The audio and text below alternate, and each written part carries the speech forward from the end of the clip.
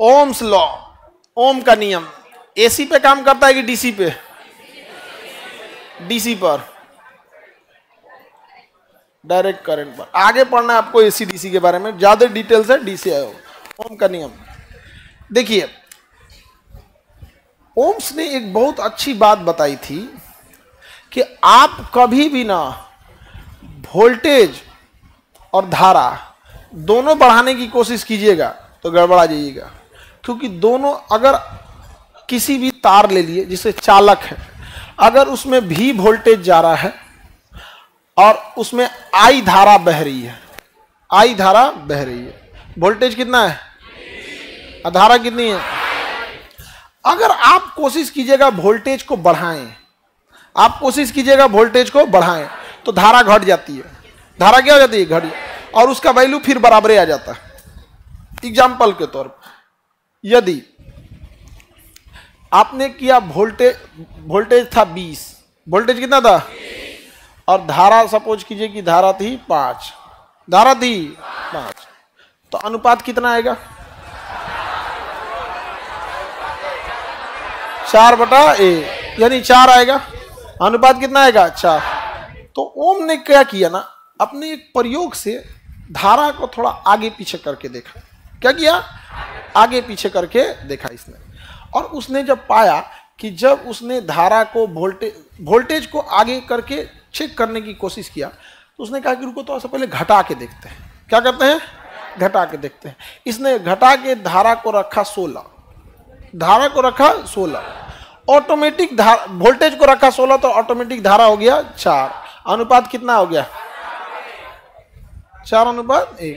तो ओम्स को लगा कि गलती से हो गया, उसको क्या लगा है? गलती से हो गया।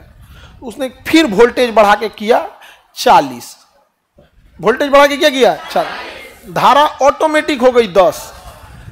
कितना हो गई? 10। 4/1। अब ओम पगला गया, कहा कि अरे तरीका ये क्या हो रहा है रे भाई, ये को बढ़ा रहे हैं, दूसरा का आगे पीछे हो रहा है यहाँ पर।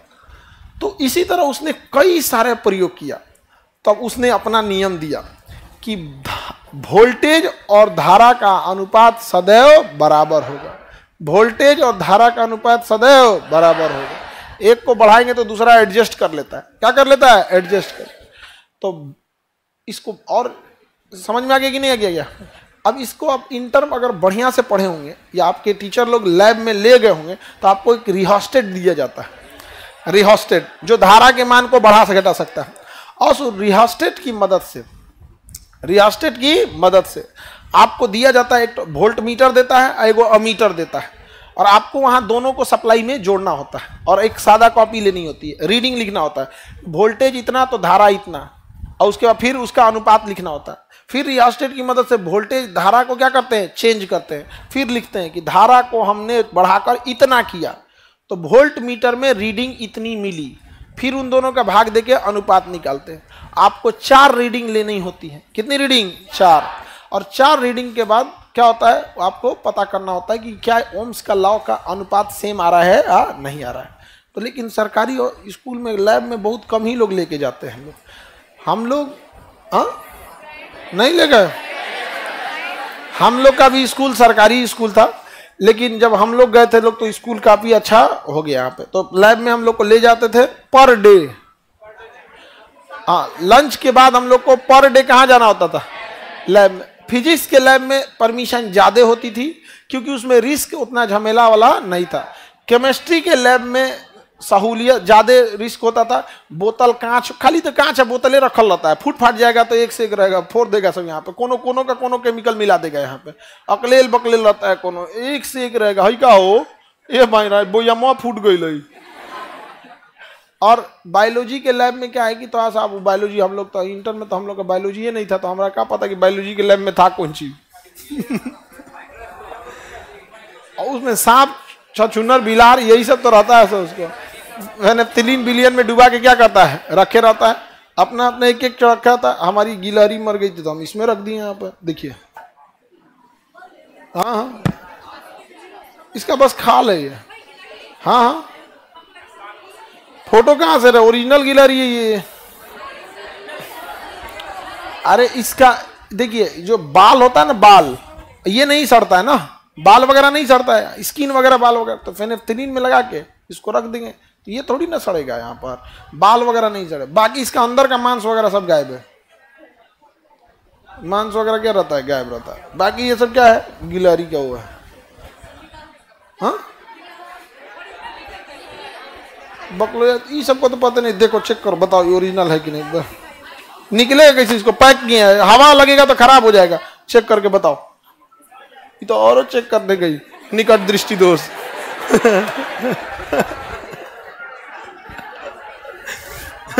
कहें कि चेक करने के लिए ओरिजिनल है कि नहीं, तो निकट दृष्टि दोष वाली कर रही है। ओम का नियम समझ में आ गया। तो अगर वोल्टेज और धारा हमेशा एक दूसरे के क्या होते हैं, उसका अनुपात बराबर रहता है। अब इसको ऐसा ना फिजिक्स की भाषा में ऐठ के बोलता है, यदि किसी चालक तार के सिराओं के को, यदि किसी चालक की भौतिक अवस्थाएं जैसे ताप, दाब इत्यादि को नियत रखा जाए, इसका कोई मतलब नहीं है। सोचा तो नहीं, सीधा बोलो वोल्टेज एवं धारा का अनुपात बराबर होता है। क्या कहना क्या चाह रहा है पता है, सुनिए ध्यान से। उसका एक तार लाओ तो जी, तार कौन तार है, छोटा मोटा, अरे चार्जरवे का दो ना, डाटा केबल दो, हाँ हो गया, यही तार है। देखिए जैसे ये कोई चालक है, तो कह रहा है यदि किसी चालक की भौतिक अवस्थाओं को समान रखा जाए, अर्थात न इसकी लंबाई बढ़ाई जाए, न तापमान बढ़ाया जाए, न इस पर कोई दाब लगाया जाए, तो ये कोई मतलब ही बतैला बिना। हमारा चार्जर क्या घींच के लंबा करेंगे हम, कि अगर आगी तपवा के पातर कराएंगे ना, हम तो विद्यार्थियों को ऐसा ना नाश देंगे ना कि उसको फिजिक्स पहाड़ लगने लगे। अरे सीधा कर, यदि किसी चालक तार की भौतिक अवस्थाओं को अपरिवर्तित रखा जाए तो इसके सिरों के बीच उत्पन्न विभवांतर, अरे बकलोलवा सीधा बोलना, वोल्टेज, इसके सिरों के बीच उत्पन्न विभवांतर एवं उसमें प्रवाहित होने वाली धारा, उसमें प्रवाहित होने वाली धारा का अनुपात सदैव नियत होता है। उसका अनुपात हमेशा क्या आएगा, बराबर है। अरे सीधा बोल, वोल्टेज और धारा का अनुपात नियत होता है ना, ऐठेंगे हम। यदि किसी चालक की भौतिक अवस्थाएं जैसे लंबाई, ताप, दाब को नियत रखा जाए तो उसके सिरों के बीच उत्पन्न विभवांतर, इसमें प्रवाहित होने वाली धारा का मान हमेशा, अनुपात हमेशा नियत होता है। या ओम का नियम है। बकलोल कहीं क्या, ओम इतना बकलोल नहीं होगा जितना किताब लिखने वाला छाप दिया। सब नहीं समझ आया, स्कूल की बुक में यही लिखा हुआ था। हाँ अरे हम लोग इस चीज को झेले हैं, हम इस चीज को क्या किए हैं, झेले यहाँ पे। और टीचर भी यही पढ़ा रहता है, भौतिक अवस्था नियत रखा जाए, ये कोई बात है। अभी शिक्षक को कहा गया या दो पैर पे चलने वाला मानव का भौतिक अवस्था यदि नियत रखा जाए तो शिक्षक का लगा, अरे यार ये सब क्या कहलाता है यहाँ पे। बिना मतलब, अरे हम तार के साथ छेड़छाड़ कर रहे हैं, तो फिर बतैला बिना क्या जरूरत है यहाँ पे। बस सीधा समझिए, वोल्टेज बटा धारा क्या होगा, नियत रहेगा। तो V बाई आई ये हमेशा नियत रहेगा, जो चेंज नहीं होगा। तो इन्होंने क्या किया ना, जब चेंज नहीं हुआ तो नियत की जगह यहाँ एक कांस्टेंट वैल्यू R लगा दिया। क्या लगा दिया, R। और यही क्या होता है, प्रतिरोध। यानी वोल्टेज और धारा का जो अनुपात आएगा वही प्रतिरोध होता है। वही क्या होगा, प्रतिरोध। समझ में आ गया कि नहीं आ गया। अगर किसी तार का प्रतिरोध, जैसे ये तार है, इसका प्रतिरोध लिख दिया 10, सपोज कि इसका मतलब जो बनाने वाली कंपनी होगी उसको पता होगा इसका प्रतिरोध कितना है, 10, तो प्रतिरोध हमेशा इसका 10 ही रहेगा, प्रतिरोध हमेशा 10 रहेगा। अब आप अगर 10 देंगे, प्रतिरोध हमेशा क्या रहेगा, 10। तो सपोज ये कोई तार है हमारा, इसका प्रतिरोध कितना है, 10 ओम। 10 ओम। आपको पता है कि R बराबर होता है V बाई आई, यानी ये हर हाल में कितना रहेगा, 10। यानी अगर हम इसमें वोल्टेज 100 देते हैं तो धारा कितनी हो जाएगी, भाग देंगे तो कितना आ जाएगा, 10। क्या हो गया, 10। अगर हमने गलती से भी वोल्टेज को क्या किया, 50 किया, तो धारा भी कहाँ चली जाएगी, 5। कितना हो जाएगा, 10। अब हम बस एगो को चेंज करेंगे, एगो ऑटोमेटिक चेंज हो जाएगा। समझ में आ गया कि नहीं आ गया, ऑटोमेटिक क्या हो जाएगा, 10। अगर हमने कर दिया यहाँ वोल्टेज को 20, तो ये ऑटोमेटिक क्या हो जाएगा, 2। कितना हो गया, 10। कितना हो जाएगा, 10। ऑटोमेटिक चेंज होने लगेगा, यानी वो फिक्स होता है। तो धारा एवं प्रतिरोध का अनुपात क्या, सॉरी वोल्टेज और धारा का अनुपात क्या कहलाता है, प्रतिरोध कहलाता है। क्या कहलाएगा, प्रतिरोध कहलाएगा। यानी वोल्टेज और आई का अनुपात क्या कहलाता है। इसी को वोल्टेज कहिए, विभव कहिए या विभवांतर कहिए, विभव कहिए या विभवांतर कहिए, ये वोल्टेज इसी को लेके जाता है। ये फॉर्मूला याद मत रखिएगा, बड़ी टेढ़ है, इसी को सीधा कर लीजिए। V बराबर आई आर, V बराबर आई आर। अब आप बताओ आसान किसको याद करना है? V बराबर आई आर। अच्छा एग्जाम में आ गया अगर ओम का नियम क्या है तो पता है ओम किस चीज की खोज किए थे? प्रतिरोध की। ओम किस चीज का खोज किया? प्रतिरोध। तो में आई को अलगे कर दीजिएगा। आई अलगे कैसे होगा? आर को अलग करना है, आर अलग कैसे होगा? आई इधर गुड़ा भेज दीजिएगा, भाग हो जाएगा, बन गया ये वाला। अब ऐसा थोड़े होगा कि कोई कहेगा कि ओम का नियम है। ओम का नियम दोनों एक है, लेकिन ओम ने वोल्टेज की बात नहीं बोला था, ओम ने बोला था आर। तो आर को एक साइड रख दीजिए, आर को एक साइड रखेंगे, गुड़ा इधर आके भाग हो जाएगा, ये वाला बन जाएगा यहाँ पे। तो ओम का समीकरण कौन सा है? V बाई आई बराबर आर। लेकिन आप लोग ओम इतना विद्वान तो है नहीं, तो आप लोग का समीकरण क्या है? V बराबर आई आर, V बराबर, लेकिन ओम का ओरिजिनल समीकरण, हाँ नहीं समझे? ये हो गया V बराबर आई आर। तो पूरे फिजिक्स में 3 गो फॉर्मूला याद रखिएगा, इलेक्ट्रिसिटी का क्वेश्चन सॉल्व होते चलेगा। ओम के फॉर्मूला को हम अपने हिसाब से बनाए, हम ओम का आदमी, हम लोग विद्वान नहीं है। V बराबर आई आर, समझ में आ गया? हम लोग ओम के इतना विद्वान नहीं। अब उसके बाद देखते हैं पावर, किसके पास कितना पावर है। तो पावर बराबर P बराबर होता है I into V, I into V। यही उसका क्या होता है? पावर होता है। क्या होता है? पावर। जैसे पावर को हम वाट में नापते हैं, पावर को किस में नापते हैं? वाट में।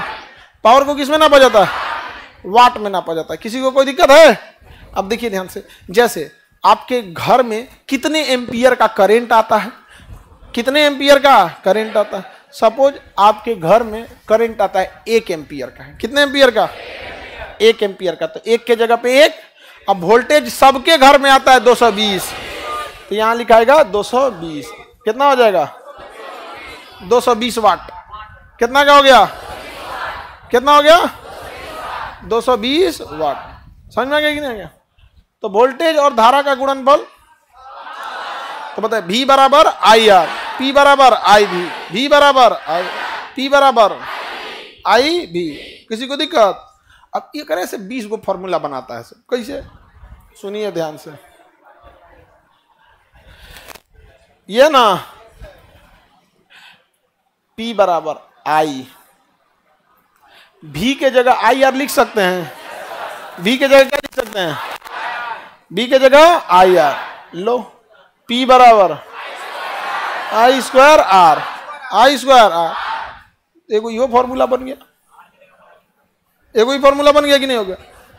चलो एक काम करते हैं, P बराबर आई भी है ना, P बराबर आई इंटू भी, ये होता है ना यहाँ पे। I बराबर क्या होगा? V by R. I बराबर, इस फॉर्मूला से अगर I को यहां छोड़ते हैं तो V बाई आर हो जाएगा। तो P बराबर I के जगह क्या लिख सकते हैं? V by R, I into V। तो P बराबर V square by R, V square by R. समझ में आ गया कि नहीं आ गया? ये सब नौटंकी कुछ नहीं करना है, ये सब कुछ पे ध्यान नहीं देना। जब हम यहां बना सकते हैं फॉर्मूला, तो न्यूमेरिकल सॉल्व करते टाइम भी बना देंगे। क्या जरूरत है हमारा पहले से फॉर्मूला याद रख ले बिना? यहाँ पे एक वो काम है क्या? खाली फिजिक्स पढ़ना? अरे सारा सब्जेक्ट पढ़ना है। उधर बाबर कहेगा कि हमारा जन्म तिथि याद रखो, हैप्पी बर्थडे बोलना है। नहीं समझा है? पूछ देता है बाबर का हैप्पी बर्थडे कब था? 14 फरवरी को हुआ था। याद रहेगा? दूसरा फॉर्मूला V बराबर, P बराबर आई भी, V बराबर P बराबर। एक और फॉर्मूला याद कर लीजिएगा, बेड़ा पार, कि जब हम किसी चालक, चालक का मतलब क्या होता है? तार। चालक मतलब तार यानी कंडक्टर। तो जब हम किसी कंडक्टर में करंट देते हैं ना, तो करंट को वोल्टेज आगे ले जाता है। करंट को आगे कौन ले जाता है? और रोकता कौन है? प्रतिरोध। तो दोनों में लड़ाई होगा, तो प्रतिरोध कुछ ना कुछ तो करंट को रोक देता है। अब वो करंट कहां जाएगा? वापस ऊष्मीय ऊर्जा में बदल जाता है। वो करंट किस में बदल जाता है? ऊष्मीय।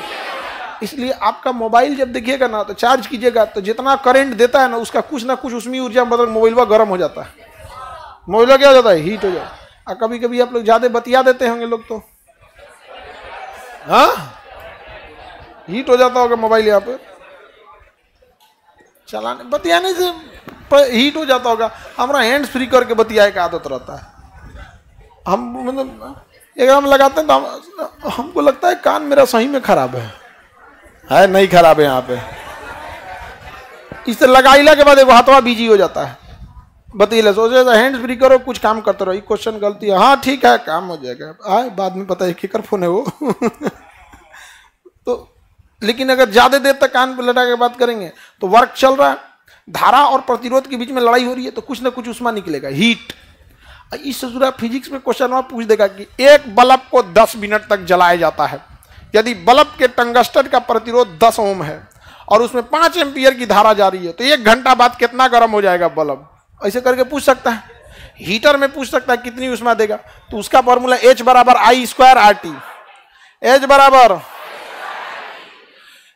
बराबर I square RT, I square RT। यही 3 गो मेन फॉर्मूला है। बाकी इसका मान उसमें रखिए, उसका मान उसमें रखिए, 20 गो फॉर्मूला बनाते रहिए, इस सबसे कोई मतलब नहीं है। फॉर्मूला हम लोग बाद में बनाते रहेंगे। तीनों फॉर्मूला याद हो गया।